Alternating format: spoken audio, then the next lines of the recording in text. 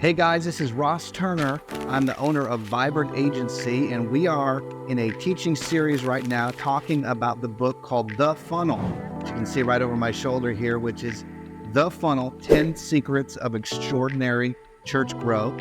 And today we're talking about secret number 2. Before I get started, if you haven't watched the first video, go back and watch it. It kind of sets the foundation for the why behind these tactics and marketing philosophies work. By the way, Vibrant Agency is a company that I started about 10 years ago. We are the communications directors and marketing team for churches and nonprofits. And so if you're looking to hire somebody for your team, or you'd like to have help with digital marketing, web, graphics, things like that, please visit vibrantagency.com. I'd love to schedule a one-on-one call with you today. Now, to continue in this series, what we're going to be teaching on today is secret number 2. Secret number 2 says, poor foundations yield poor results.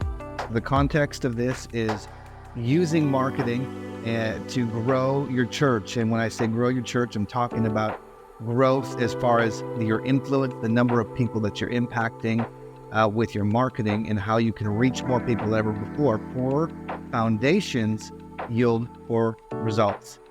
So here we go. Obviously, if you're a Christian, you understand the story about foundations and how we build our foundation on not a sand foundation, not a foundation that's poor and weak and easily corroded, but a firm foundation is how we're supposed to build our lives. And anything that's valuable, if you have a firm foundation, you can expect it to last. I am very rarely surprised when I have a consultation with the ministry of church and they say, hey, we've spent the last 2 years spending money on advertising, spending money on marketing, and it's just not working. Almost always I dig into it and I find out that there are some foundation issues that are causing the marketing to not work. It is easy to change your marketing. It is nearly impossible to change your reputation. Reputation is one of the key foundational pillars that we're going to be focusing on in this chapter. You need to work on the reputation that you have in the community. And I would argue that this is essentially what your branding is. Branding is, in my opinion, how people think and feel about your church. It's not your logo, it's what you are known as, what your essence is. So here we're going to talk about this. The second point in this chapter is, it is hard to go back to the start, but it is worth it. Any church usually started with a conversation around a table at home with a church planter and his family, and what God was speaking, putting on your heart as the church leader, saying, this is who our church is going to be, and I can see it clearly, and you have this vision. And a lot of times people get caught up in the running of a church and the launching of a church and the growing of a church, and the original essence, the original vision, sometimes you can go back and look to it, but it gets lost along the way. And what happens is who the church becomes just happens by default. But what I'm going to challenge you to do in this video here is to go back to that same place where you're like, who are we called to be? Practically speaking, like, what is the essence, the vision, the energy? Like, who is it that our church, what's our DNA? And to go back and reevaluate and see what that is, and are we making the right moves to achieve who we're called to be, or are we just busy just running the church? And so here are the foundational pillars that are mentioned in chapter 2, secret number 2. Okay, there's 6 of them. We're going to talk about all 6. Number 1, define your target audience. Number 2, set specific goals. Number 3, create your culture. Number 4, celebrate invites. Number 5, embrace being digital. And number 6, learn your personality. Number 1, let's talk about define your target audience. So here's basically the thinking, right? Hey, isn't every person in our city, or maybe a 50-mile radius around our church or one of our campuses, aren't all of those people our target audience? How about everybody in the world? Aren't they our target audience? I guess in a sense, because Jesus has called, us to reach as many people as possible. But in reality, this foundational thinking is where the struggles lie with marketing. Isn't just everybody our target audience? Aren't we just supposed to be the church for everybody? To reach more people, you need to focus on fewer people. Let me say that again. To reach more people, you need to focus on fewer people. What the heck are you talking about, Ross? Let me tell you a story. The first business that I started was a advertising and marketing company, and it was just for anybody. In fact, I live here in California, and I tried to have it be a business just for any business that needed a website, needed marketing, whatever. And in fact, it wasn't even just for people in our city here in California. I'd say like anybody in the nation. We'll advertise to everybody. And I made like our prices less expensive than anybody else as we were just starting out. I made our services better than other people and was advertising, everywhere. I struggled to get any clients whatsoever, like even a lead. Nobody was interested. I was just not able to make it launch at all. And all of a sudden, through a set of circumstances and relationships, God showed me through revelation, hey, what I've called you to do is to take these skills from the marketplace and put them to work and pair yourself with churches and help ministries to reach more people. And so really excited. I had like an anointing on it. I felt, and I was up all night and launched a website for vibrantagency and really customized everything to be a specific service for churches. And in my mind, I thought I just went from offering our services to anybody in the U.S. that had some sort of business to now churches only. Like I just focused on the 0.1% of every entity out there. And I'm gonna if I couldn't get business before, now I just shrunk my pool down drastically. This is not gonna work. And to my surprise, that's when it boomed. That's when the growth happened exponentially. Because what was the difference? I wasn't trying to be everybody's, possible marketing company, anybody to anybody. I was now a very specific tailored niche that I was good at. And all of a sudden I was a specialist. They knew who I was. I had more of an identity and people understood me. And then I was able to have exponential growth. I focused on exceedingly fewer number of people that I felt like I was best equipped to serve. And then I was being able to interact with way, way, way more people than I was when I was just trying to be everything to everybody. So that's where the sentence, you need to focus on fewer people to reach more people, comes from. So the next point, highly defining your target audience does not mean fewer people, it actually means more. When you define the exact type of person that you feel called to tailor your church's experience for, you are much more likely for that person to feel that you get them. You are not the only church in your city, most likely. And you have a unique personality, a unique essence, a unique DNA, a unique vibe about your church. And instead of trying to fight that and be more vanilla so that, you can be all things to all people, you need to hone in and embrace your uniqueness, custom tailor this experience to one person. We call it the avatar, one person that you are. Hey, we're really, really set up to serve maybe this one person that maybe you say is a single dad that's 38 years old, and however you define this person, and you all of a sudden are understood by your community. Now, just because you tailor your thing to families or to whatever it ends up being, doesn't mean that that's the only kind of person that's going to come. It's just going to mean that you're understood, and now you're going to stand out in people's mind, and they will be much more interested in hearing from you because they know who you are. You're not trying to be all things for all people. You can't be the best fit for everyone. Just be the very first best fit for one demographic. Demographic meaning who this avatar type person that you've built for yourself. Let's think of in the secular world. You think of a brand like Whole Foods, okay? Whole Foods does not try to be just whatever, vanilla grocery store, whatever is the main grocery store in your area that's anybody that needs groceries, come here. They try to be specialized, niche for one specific type of person with, super health interests and, certain vibe. In reality, when you go to Whole Foods, there's tons of types of people there, but you understand who they are best suited for. And so because of that, they're not a small company. Lots of people are attracted to them who understand who they are. Number 2, set specific goals. First sentence is this in the chapter: without clearly defined and measurable goals, it will be difficult to know if your marketing is working. Without clearly defined and measurable goals, it will be difficult to know if your marketing is working. A lot of people just throw money and ideas out there and they're like, hope it's working. There are 3 steps that you can use to set specific marketing goals. Step 1, define your growth goal. Talk about that in a second. Step 2, track your progress towards those goals. And number 3, adjust the funnel to achieve success. This book is called The Funnel. A funnel, we're going to define it more, but it's where you have a top of funnel and it funnels down into your highly, defined results. Number 1, we're going to talk about this. Define the growth goal.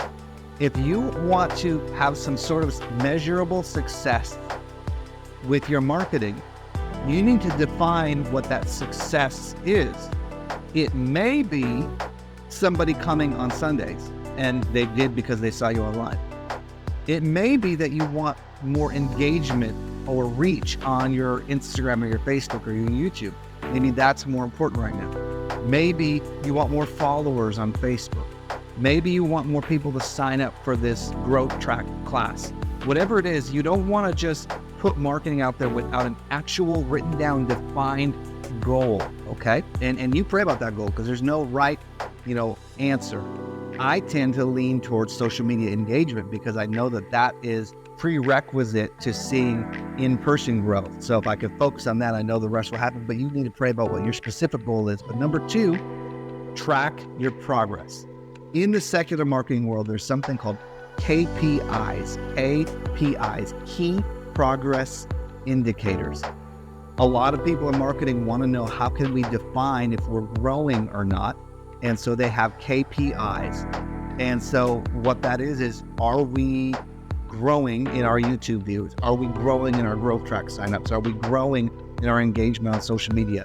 And you could have a chart. We use a software called Metricool that spits out stats. How are we doing in April compared to how we were doing in January? Are we putting out enough content? Are we growing in our followers? You need to have quarterly review on your KPIs to see if you are making enough progress towards the goals that you have set. I believe that you should set a specific goal. I want 100 people in this year to sign up for our growth track because of social media. Okay, well, let's figure out the numbers and reverse engineer that and review it quarterly to see if we're on track. Now you've got goals and you've got a path to get there. Number 3, adjust the funnel to achieve success.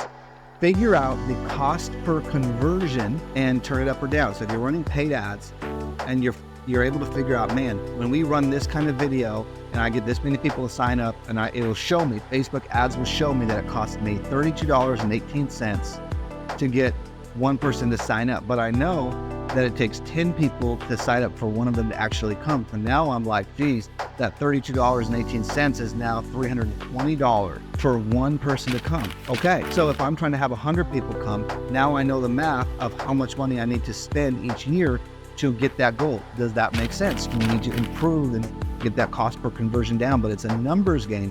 You can turn it up or turn it down, but you have a measurable way to achieve your goals. We'll go quickly here. Number 3, create your culture. We're talking about the foundational pillars. Poor foundations yield poor results, so let's have firm foundations. Here's the foundational pillars that we're talking about. Number 3 is create your culture. Create your culture. What does that mean? Our church is different. That's what people say to me. Everybody, hey Ross, I'm doing a consultation call. I went to our church. We're very unique. We're different. Everybody says that.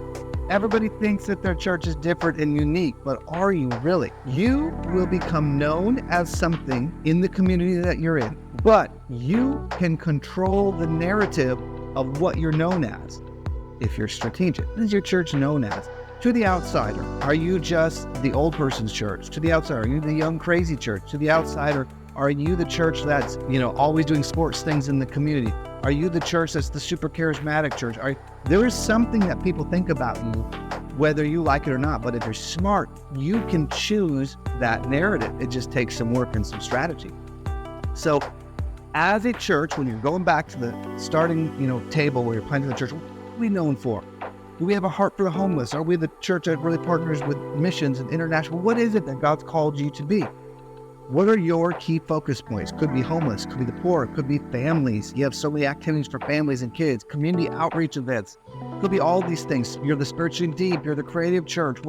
Find out what the things that are extra special on your heart and lean into those things. And I will tell you this. The members of your church like to be jointly on mission with you. They like to have a shared mission that helps them to have ownership that's bigger than themselves. If you intentionally create that culture, then you'll be known as something just like Whole Foods is. Intentionally build that. Number 4, learn your personality.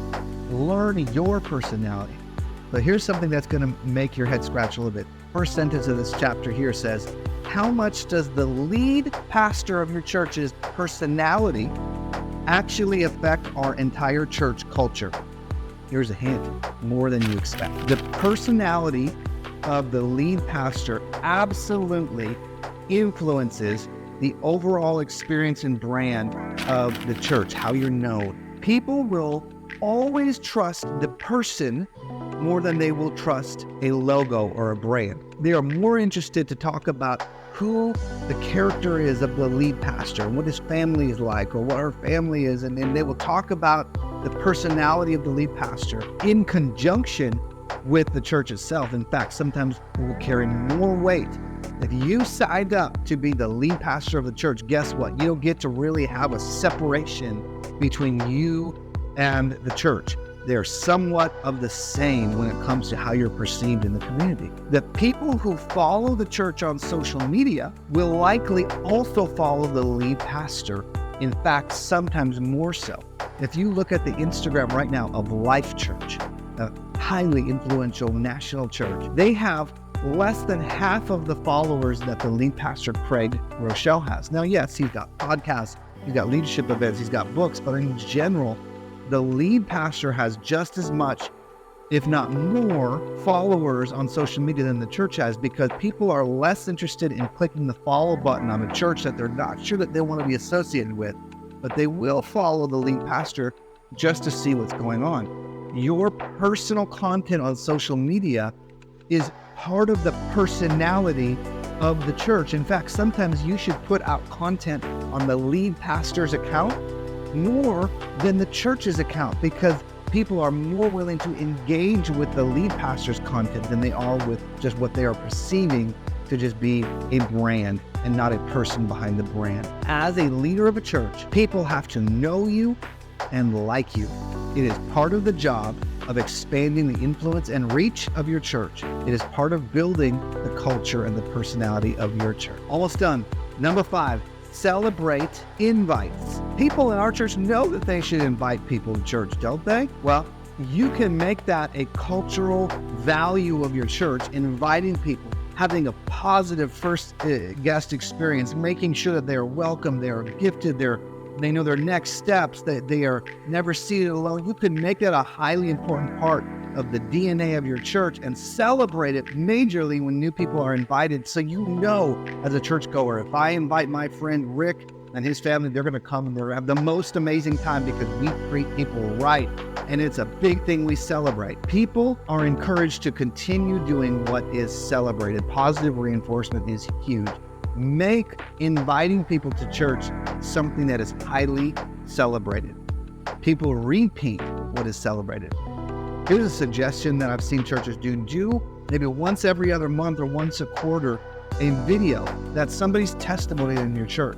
Hey, God's done this, and He saved us from this, and we're so thankful the first time that we came because we were invited by this person, and because of that, our life's been changed. So now there's a correlation in your church's mind between the choice to invite somebody to church and seeing a life change. That celebration of an invite will encourage people to do that more. Last one, number 6, embrace being digital. People say to me, I hate it when our people just watch our live stream and they don't come in person. They need to come in person. I hate it when they just stay home and watch it. And I get that because, it feels better when you see all the butts in the seats and you see a full room. And it feels better than just hearing that, this many people watch online. It's more, more of an endorphin kick to see people in the room. But you need to understand the day and age that we're in. People almost never jump into something without trying it first, going into the shallow end before they go into the deep end. And so knowing that, maybe people need a starting point that is an easy entry. Maybe our best foot forward, the foyer of the church, isn't the physical building anymore, it's the online experience. Maybe we shouldn't view digital engagement and live stream viewership as a secondary church member. People used to have to go to a church to see what it's like. Now we can allow them to have an excellent experience online without having to come in person. View it as something that is a huge win for people. That if they are a valued guest by joining the live stream, and that is part of the Sunday experience. If they never come, that's okay with you. We give our best on that Sunday experience online. You need to adapt to the times that we're in. In the secular world, the companies that make it the easiest to buy their products win more customers. The path of least resistance will succeed in the end. You think of examples of Walmart and Amazon in my family. If I can buy toilet paper for the same price on Walmart as I can on Amazon. On Amazon, I just tap 3 buttons. I'm going to choose Amazon, right? Very easy. If I'm at a point in my life where I need to go to church, I know I just have a yearning to start going to church. I don't know which one to go to. If I have to figure out that church around the corner that I don't know much about, I saw their sign there at 10 a.m. If I have to go there and just see it, I might. But if I know this other church and I looked online, I saw their stuff on social media and I can just click and I can watch online and see if they're my people or not, I'm probably more prone to do that. So knowing the day and time that we're in, make that an easy entry path for somebody so that they can be a part of what happens on Sundays without having to have a difficult path to do that. The goal is to get people to gather together and share life with each other on Sundays. But right now we live in a DIY culture and people need an excellent and easy way to start engaging with the Lord where they're at, where they're currently comfortable. I hope this has helped you. In the future chapters, we're going to talk about more strategies and practical ways to use a funnel to invite more people to your church. You don't want to miss the other teachings. We're going to go through all the secrets. We're only on number 2. I hope this video helped you, and I can't wait to do the next one. If you ever need to contact me personally or set up a consultation, use the contact information in this video. God bless you guys.